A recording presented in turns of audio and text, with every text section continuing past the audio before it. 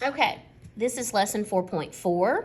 We're continuing finding ways and shortcuts to determine if triangles are congruent with each other or not. Today we're going to use and understand ASA, AAS, and HL congruent postulate. And my pre-AP class will be completing 2-column proofs using SSS, SAS, ASA, and AAS. And the rest of you will be completing proofs next semester. All right, so let's take a look at our warm-up. All right, we have this figure here. Notice the congruent markings. And then the first question says, what sides are congruent? Well, you can tell by looking at that AD is congruent to DC.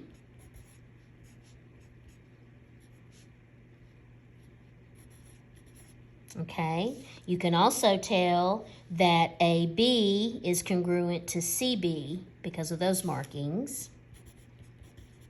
Oops.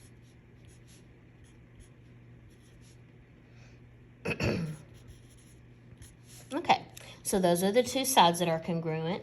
Now it asks you, is the third side congruent? And we've talked about that before.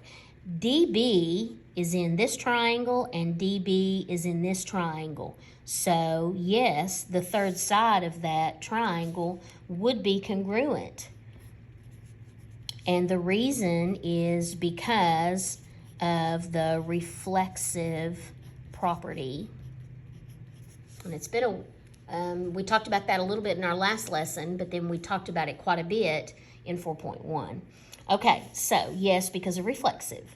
All right, so C tells us, write the congruent statement for the two triangles and why are they congruent. So I'm going to go with the top triangle first, triangle DAB. Remember, the first one doesn't really matter the order, but the second one does. So for DAB, DCB.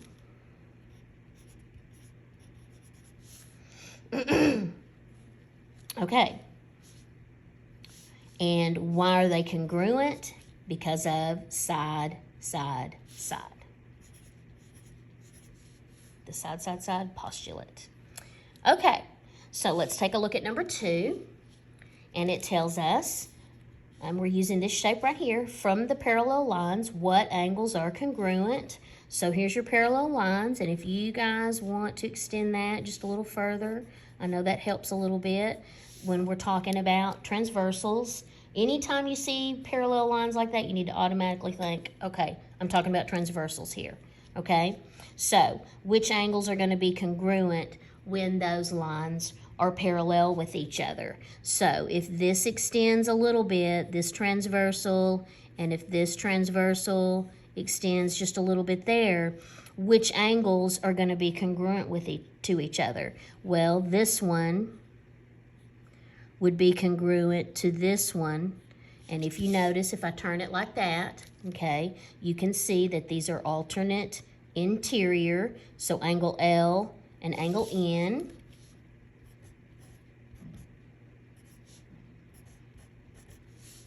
You could also put angle MLO and angle PNO. You could also do that. I'm just trying to make it a little bit easier, okay? And then you can also tell the other angles that would be congruent would be if we turned it like that, okay? And this transversal kept going here and here. This angle would be congruent to this angle because of alternate interior also, which would be angle M is congruent to angle P, which could also be angle LMO and angle NPO if you were going to use all three letters. Okay. How do you know the third angle is congruent? Okay, well, we have these two congruent. Oh, I should have put double arcs there. Okay. How do I know the third angle is congruent? Well, we've talked about this. This angle would be congruent to this angle. because they are vertical, okay?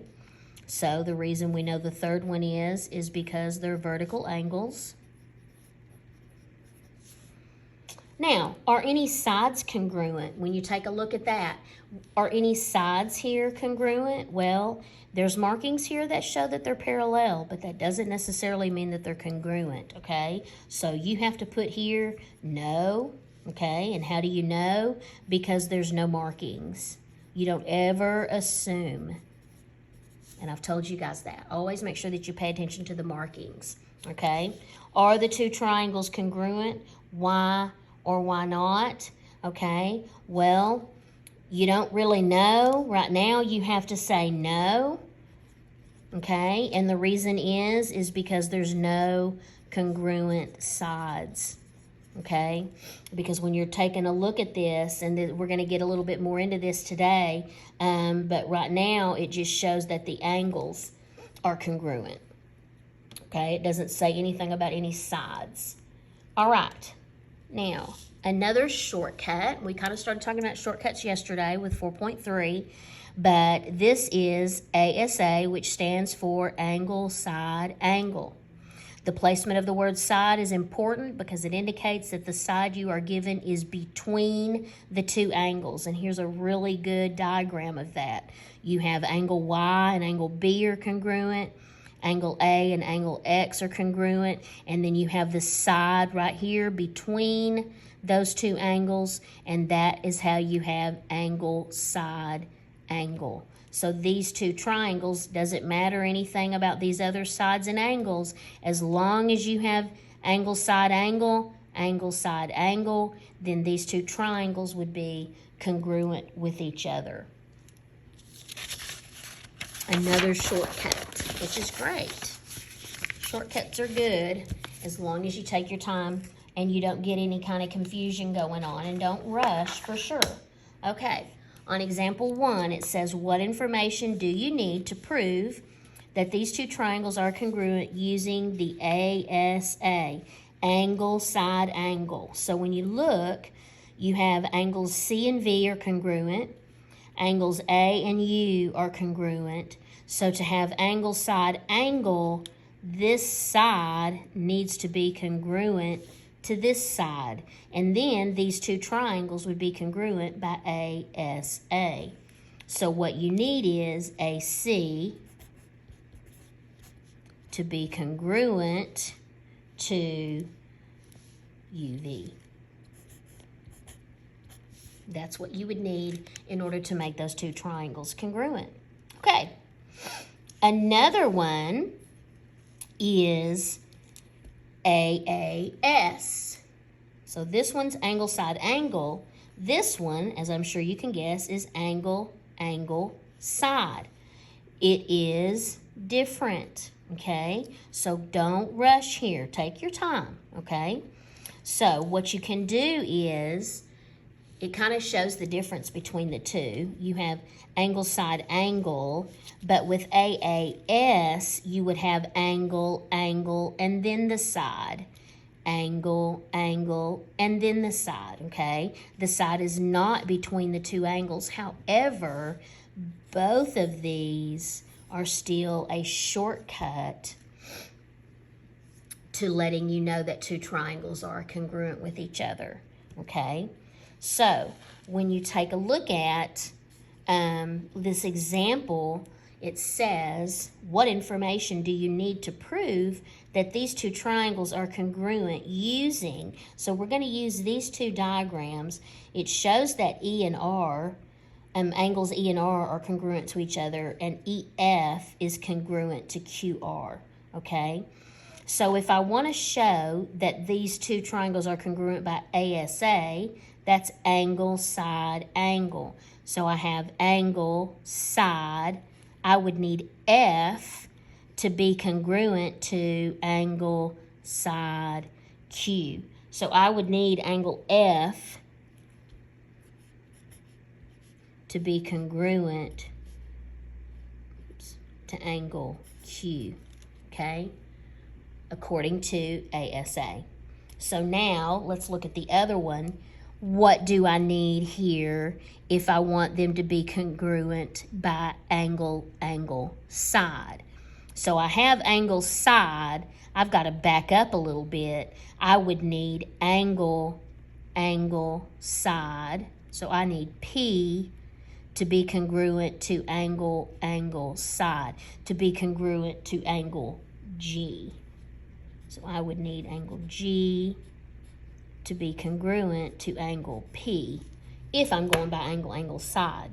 Now, the last one is what would I need for side, angle, side? Okay, well, I have angle, side, and angle, side. I need side, angle, side. So I would need side, angle, side, side, angle, side. I can mark on it now because I'm on my last question. Okay, so side, angle, side. So I would need EG to be congruent to PR to prove side, angle, side. Okay, let's move on. Okay, example number 4 is, can you prove that the following triangles are congruent, why or why not? Okay, so let's take a look at this. I have angle, side, side, or I have side, side, angle. Is that one of the options? If you're not sure, flip back, okay? Side, what am I looking at? Angle, angle, side, okay? Angle, angle, side. So yes, that is one. Angle, angle, side. So you're going to think, yes, that is. But let's look at this. The first angle, angle, side is 2, 1, and the side. This one is 1, 2, and the side. So you can't just flip it around. That won't work either because then it'll be the wrong side. Notice that this side is close to the angle with 1 mark, and this side is close to the angle with 2 markings. So be very cautious here, okay? So can I prove? No, I can't, okay? And the reason I can't is because KL does not correspond with ST. So just be careful there. Just make sure that the side that you're looking at is really the right one. And in this case, it's not. They are near 2 different angles, so that would not work. It has to be the same angles and the same sides in each one. Okay, now the next shortcut to prove if angles are congruent is called HL. That's the abbreviation for that one, which is hypotenuse leg. Now, you might want to put stars by this to let yourself know that this is only when you have a right triangle, okay? It's only when you have a right triangle, and I know that you guys know this already, but that's when you have the little square there indicating that that's a 90-degree angle, okay? So this can only be used when you have right triangles, okay? And then, of course, it says you should be familiar with the Pythagorean theorem, which says for any right triangle, this equation is true. This squared plus this squared equals your hypotenuse squared. Now, they have leg squared plus leg squared equals hypotenuse squared. I know that you guys know it as a squared plus b squared equals c squared. Same thing. It means the same exact thing. Okay, so there is, though, a shortcut for right triangles, though, and this is what it is. It's called the HL congruence theorem. If the hypotenuse and leg in one right triangle are congruent to the hypotenuse and leg in another right triangle, then the 2 triangles are congruent. So all you have to pay attention to is one of the legs and the hypotenuse. Okay, and be sure that, excuse me, be sure that you are looking at the corresponding sides, the correct leg, in other words, is what I'm trying to say. You don't want to have two different, you don't want to be comparing the A leg with the B leg in the other triangle. So just be cautious of that, because you need to make sure that it's the same side or the same leg. Okay, so let's take a look at this next one, example 6. And it says, what information would you need to prove that these two triangles were congruent using the HL theorem? So take a look at it. Yes, you can do HL theorem because you know the right triangles, okay? So I have a leg that's the same. If I have HL, that's hypotenuse leg. So I'm needing the hypotenuse, which is going to be this. I'm just going to lightly sketch it. And this, I would need these two to also be congruent with each other. Now, in case you've forgotten, or if you're kind of confused about the hypotenuse, this will be a review for you. Your hypotenuse is the side, it's the longest side, and it's the diagonal that's directly across from your right angle, okay? It's the side that does not connect to your right angle. These are the legs. This is your hypotenuse, okay? So it's the one directly across from your right angle. So I would need CA to be congruent to MN in order for these two to be congruent by HL. Let me erase my markings there. Now, which ones would I need? What else would I need to be side angle side theorem? Okay, side angle side. Well, I have side and angle, side angle side, side angle side, side angle side. So I would need these to be congruent with each other. So I would need BA to be congruent to LM in order to have side angle side. All right, now there's two other letters, or sets of letters, I guess you could say, or a combination of letters that we have not talked about, and that is AAA, which would be angle, angle, angle, and SSA, which would be side, side, angle, okay?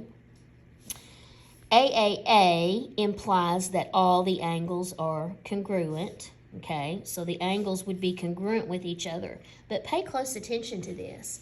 Just because your angles are congruent, that does not mean that your sides would also be congruent. These are not congruent triangles, so that would not work, okay? Also, with side-side angle, side-side angle and side-side angle, even though these sides are the same and this angle is the same, notice that that would not be congruent triangles either. So I've kind of put this in big bold letters here. You might want to circle it. So you cannot have as a shortcut to prove triangle congruence. AAA will not work and SSA will not work as a shortcut to prove triangle congruence. So just try to remember that as you're going through. If it's any other combination of the letters, and we've got kind of like, I guess you could call a cheat sheet, I guess you could say, on the next page. So this is probably going to be something that you're going to refer to. Let me try to get all of it here. Here is kind of like a recap of all of them. Here's all the different letter combinations.